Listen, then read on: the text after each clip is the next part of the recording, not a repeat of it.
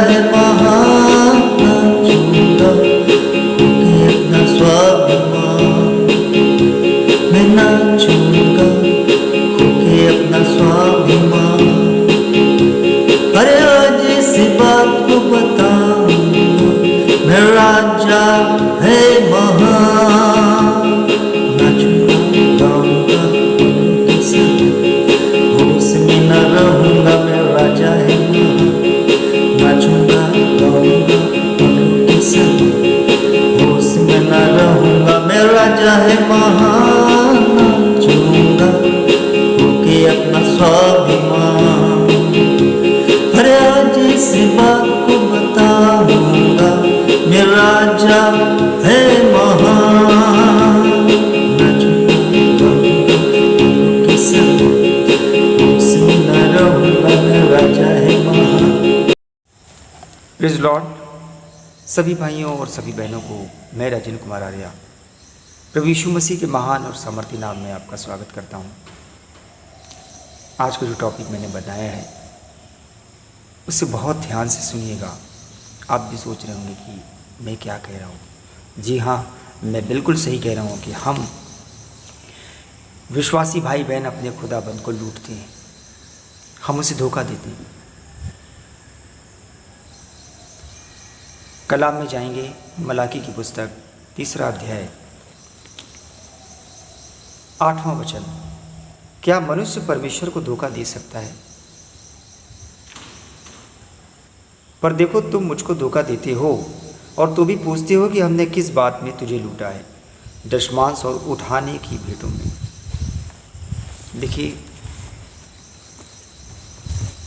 अगर आप उन्नति करना चाहते हैं, फाइनेंशियली आर्थिक उन्नति बहुत ज़रूरी है। आपके जो कुछ भी आप कमाते हैं, आप मेहनत करते हो, आपको बदले में जो कुछ प्राप्त होता है उसमें आप ईमानदारी से दशमांश जो प्रभु का हिस्सा है आप उसको निकाल दीजिए, आप उसे अलग रख दीजिए। मैं भी, मुझे जितना भी मेरी सैलरी से जो मिलता है उसका दशमांश, मैं कुछ ट्यूशन्स भी पढ़ाता हूँ, वो चाहे कम हो या ज़्यादा, जैसे ही मेरे हाथ में आता है सबसे पहले मैं उसको खर्चा नहीं करता हूँ। सबसे पहले मैं प्रभु को धन्यवाद देता हूँ और उससे दशमांश उसका निकाल के अलग रख देता हूँ। मान लीजिए 2000 रुपये मुझे मिला ट्यूशन्स में, तो मेरे ट्यूशन का 2000 रुपये जो मिला तो मैं उसकी दशमांश 200 रुपये अलग निकाल देता हूँ। इवन मुझे 500 रुपीज़ 500 रुपये मिला तो मैं उसका 50 रुपये निकाल के सबसे पहले प्रार्थना करता हूँ, जो भी पैसा मिलता है और उसका 500 रुपये का दशमांश 50 रुपये में निकाल के रख देता हूँ कि ये मेरा नहीं है, इसमें प्रभु का हिस्सा है, ये प्रभु का है। मैं आपको इसलिए इस चैनल के जरिए बता रहा हूँ कि मैं चाहता हूँ कि मेरे मसीह भाई बहन उन्नति करें, मैं चाहता हूँ कि आप उन्नति करें। मैंने देखा है कि बहुत सारे जो प्राचीन हैं, पुराने हैं, कभी कभी मैंने उनको बातें करते देखा है, वो सोचते हैं कि नहीं कोई बात नहीं, सैलरी से थोड़ा सा कम कर देते हैं। मान लीजिए उनकी सैलरी 15,000 है, मान लीजिए उनकी सैलरी 15,000 रुपये है और 15,000 का दशमांश 1500 रुपये बनता है, तो ये 1500 रुपये उनको सैलरी आने के तुरंत बाद प्रभु को धन्यवाद देना चाहिए और परमेश्वर के लिए 1500 रुपये निकाल के अलग रख देना चाहिए। तो कभी कभी मैंने देखा है कि वो 1000 निकालते हैं, 800 निकालते हैं या 1100-1200 निकालते हैं, 200-300 रुपये की कटौती कर लेते हैं। तो वो ऐसा कहते हैं कि नहीं परमेश्वर हमको देख रहा है और अभी परेशानी का टाइम चल रहा है। या कभी कभी वो दशमांश पूरा ही बचा लेते हैं, कहते हैं इस बार हो नहीं पाएगा, अगली बार कर देंगे, समय अच्छा नहीं चल रहा है, परमेश्वर जानता है। प्लीज़ प्लीज़ ऐसा मत करिए मेरे भाइयों, मेरी बहनों, ऐसा मत करिए, ऐसा बिल्कुल मत करिए। मैं अपनी चर्च में भी और कहीं और चर्च में भी मैंने देखा है जो लोग ईमानदार हैं, वफादारी करते हैं दशमांश के प्रति, उनको बहुत इंटरेस्ट होता है कि जैसे ही मुझको थोड़ा सा भी पैसा मिलेगा, आप जैसे भी अर्न कर रहे हैं, मुझे नहीं पता कि आप बिजनेसमैन हैं या आप सैलरीड हैं, आपको जैसे आपको पैसा मिलता है, जिस तरह से भी आपको पैसा आप कमाते हो, आप उस पैसे का दशमांश निकाल के पहले अलग कर दीजिए। परमेश्वर के कलाम में जाएंगे, और अगर हम ऐसा नहीं करते हैं तो खुदा का कलाम क्या कहता है? मलाकी की पुस्तक 3 अध्याय 9वीं आयत कहती है कि तुम पर भारी शाप पड़ा है, क्योंकि तुम मुझे लूटते हो, वरन सारी जातियां ऐसा करती हैं। खुदा का कलाम कह रहा है कि हम उसे धोखा दे रहे हैं, हम उसे लूट रहे हैं। परमेश्वर का कलाम कह रहा है कि वरन सारी जातियां मुझे लूटती हैं। प्लीज़, अभी भी समय है हमारी और आपके लिए। आर्थिक संपन्नता बहुत ज़रूरी है। 10वीं आयत कहती है कि सारे दशमांश भंडार में ले आओ कि मेरे भवन में भोजन वस्तु रहे। और सेनाओं का यहोवा ये कहता है कि ऐसा करके मुझे परखो कि मैं आकाश के झरोखे तुम्हारे लिए खोलकर तुम्हारे ऊपर अपरंपार आशीष की वर्षा करता हूँ कि नहीं। खुदा हमसे चाहता है कि हम दशमांश निकाल के उसे आजमाएं, और इससे बड़ी और क्या बात होती है। आज खुदा आपसे कह रहा है कि मुझे आजमा कर देखो, और वो कह रहा है कि देखो मैं तुम्हारे लिए आकाश के झरोखे खोल दूंगा। 11वीं आयत कहती है कि मैं तुम्हारे लिए नाश करने वालों को ऐसा घुड़कूंगा कि वह तुम्हारी भूमि की उपज नष्ट न करेगा, और तुम्हारी दाखलताओं के फल कच्चे ना गिरेंगे। सेनाओं के यहोवा का यही वचन है। तब सारी जातियां तुमको धन्य कहेंगी, क्योंकि तुम्हारा देश मनोहर देश होगा। सेनाओं के यहोवा का यही वचन है। परमेश्वर इस वचन से आपको आशीष दे। आज खुदाबंद ने आपसे बातचीत करी है। अगर आप दशमांश नहीं निकालते हैं या कम निकालते हैं, अगर आप पूरा दशमांश निकाल रहे हैं, तो मैं आपसे खुद कह रहा हूँ कि आपको प्रभु पिता आपको उन्नति देता है।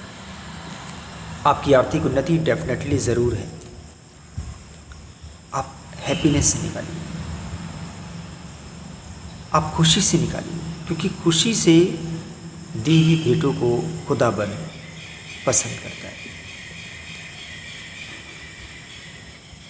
चिड़चिड़ा के मत निकालिए कि देना पड़ता है। मलाकी में ऐसा लिखा है, ऐसे चिड़चिड़ाइए नहीं, बहुत खुश होकर निकालिए।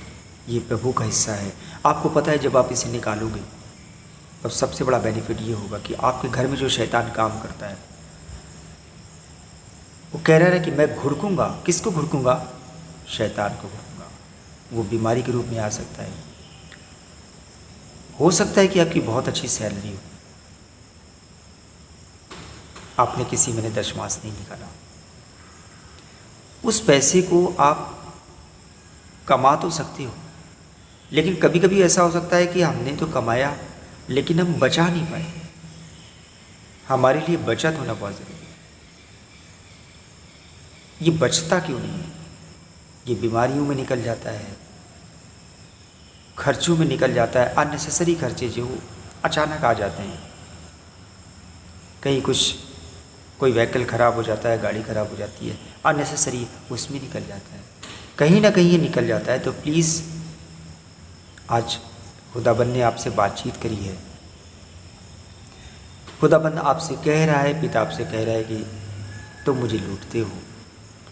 अगर ये स्थिति हमारे साथ है, हम दशमांश निकालने में कमी कर रहे हैं, अगर हम उन्नति करना चाहते हैं, तो मैं नहीं कह रहा हूँ, मैं राजू नारिया आपसे ये नहीं कह रहा है कि आप प्रोग्रेस करेंगे। खुदा का कलाम, पिता आपसे कह रहा है, जीवित परमेश्वर का वचन आपसे कह रहा है कि तुम मुझे आजमा कर देखो मैं आसमान के झरोखे तुम्हारे लिए खोल दूँ और अपरंपार वर्षा न कर दूँ, आशीष की वर्षा। प्लीज़, आज खुदाबंद ने आपसे वचन के जरिए बातचीत करी है। आप जैसा भी पैसा हो, रोज़ आपको मिलता है, महीने में मिलता है, 15 दिन में मिलता है, कम मिलता है, ज़्यादा मिलता है, आप प्रभु का दशमांश निकाल के अलग कर दीजिए। ज़्यादा हो रहा है तो मुझे बहुत खुशी होती है। मैं आपको बताऊं, मुझे जितना भी मिलता है मैं थोड़ा थोड़ा जोड़ते जाता हूं। कभी कभी मैं नहीं दे पाता हूं क्योंकि चर्च में इस समय लॉकडाउन चल रहा है, मैं जोड़ता रहता हूँ। मैं ये मत देखिए कि भवन में कौन है, प्रीचर कौन है, पादरी कौन है, उस पर दृष्टि नहीं करता हूँ। उसका वो कैसा बिहेव कर रहे हैं, हो सकता है उनकी बिहेव से हम खुश ना हों। हम कभी कभी बहुत हृदय में चोट लगती है कि पास्टर जी ने कैसे बोल दिया, बहुत दुखी हैं, या किसी चीज़ ने पास्टर जी की, हमारे पादरी की किसी बात से हम नाराज़ हो गए। लेकिन जो प्रभु का है, आप प्रभु की तरफ देखिए, आपको जो आशीष देगा वो आपको प्रभु देगा। जीवित परमेश्वर का वचन के ज़रिए आपको आशीष मिलेगी। मैं प्रीचिंग के जरिए आपको बता रहा हूँ, मैं आशीष देने वाला नहीं हूँ, मेरा खुदा है जो आपको आशीष देगा। और प्लीज़ मैं आपसे हर बार रिक्वेस्ट कर रहा हूँ, मुझे लिखिए, मुझे अपने बारे में लिखिए, अपनी प्रार्थनाओं के बारे में लिखिए, अपनी प्रार्थना निवेदन मुझे बताइए। मैं आपके लिए प्रार्थना करूँगा। मैं आपको विश्वास दिलाता हूँ कि खुदाबंद आपकी परेशानी को दूर कर दीजिए। आज का मैसेज आपको समझ में आया होगा। आज खुदाबंद ने आपसे बात की है, पिता ने आपसे बातचीत करी है। आप इसे आजमा के देखिए, आपकी आर्थिक संपन्नता बढ़ना शुरू हो जाएगी, आप संपन्न हो जाओ। मेरे इस चैनल को आप सब्सक्राइब करिए, इसे लाइक करिए और इसे शेयर करिए। हो सकता है कि आप पूरा दशमांश निकालते हैं, आप दशमांश की चोरी नहीं करते हैं, लेकिन किसी और भाई बहन के जीवन में ये मेरा वचन जाएगा, खुदा उससे बातचीत करेगा। हो सकता है कि वो भी अपनी सोच को बदल दे और उसकी भी आर्थिक उन्नति हो जाए। आप मेरी बात समझ गए होंगे। सभी को मैं राजन कुमार आर्या, जय मसीह की।